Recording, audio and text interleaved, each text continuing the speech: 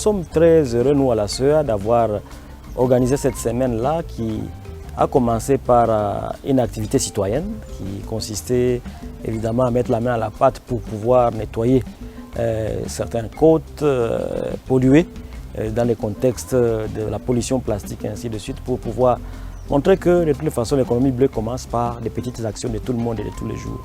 Deuxième étape, ça a été les renforcements de capacité sur l'utilisation de la boîte à outils de la CEA sur l'économie bleue et en fin de compte la validation des résultats ici de cette application et l'adhésion des différents acteurs nationaux aux différents résultats et ce qu'on peut en faire pour un plaidoyer politique.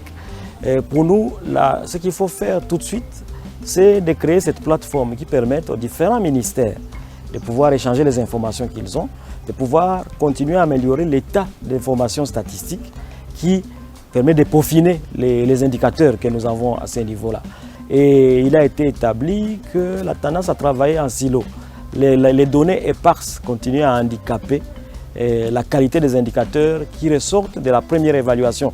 Notons que l'évaluation que nous avons faite ici, c'est la première de l'économie bleue au Cameroun. Et elle nous permet d'avoir un certain nombre de résultats. 3 résultats majeurs. Nous pouvons maintenant placer des chiffres sur la contribution du secteur sur le PIB du Cameroun. On est autour de 6% du PIB qui ressort des exploitations économiques liées aux ressources en eau. Au-delà de cela, c'est 4,4% d'emplois généraux qui sont créés. On va se dire par rapport à la part du PIB, c'est des emplois, c'est une création d'emplois faible.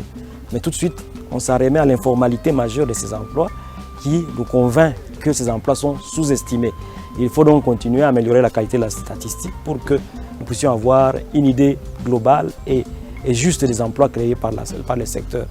Et une autre conclusion, c'est que 68% des services écosystémiques liés à l'économie bleue viennent des eaux continentales, et donc de nos rivières, de nos cours d'eau, ce qui nous amène encore une fois à refocaliser nos attentions sur l'apport de ces rivières, la Sanaga et d'autres, sur l'économie de ce pays et comment faire en sorte qu'elles contribuent davantage aux efforts de diversification économique du pays. Nous allons aussi accompagner le Cameroun à réfléchir davantage sur comment utiliser ces indicateurs pour renforcer l'inclusivité du secteur.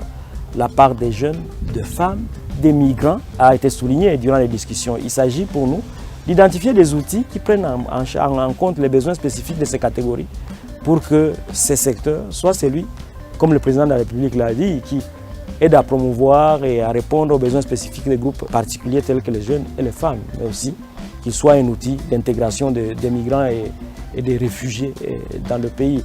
Il y a eu les institutions de la société civile qui étaient avec nous. C'est être à côté de celles-ci pour assurer que nous continuons à travailler dans la restauration des écosystèmes. Je crois que les fonds d'ANIDA constituent une aubaine pour nous.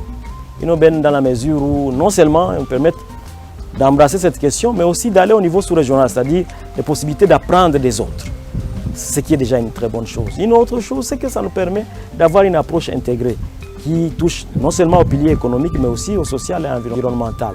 Il a été souligné pendant les discussions sur la question de financement innovant de l'économie bleue, que ce secteur est parmi les parents pauvres du financement du budget public au Cameroun. Il est parmi les secteurs au niveau global qui, à travers l'ODD 14, attire très peu de ressources de financement. Nous ne pouvons que saluer un financement qu'on reçoit d'un acteur tel que d'ANIDA qui est très concerné par les questions de durabilité et d'équilibre environnemental quant à cette ressource.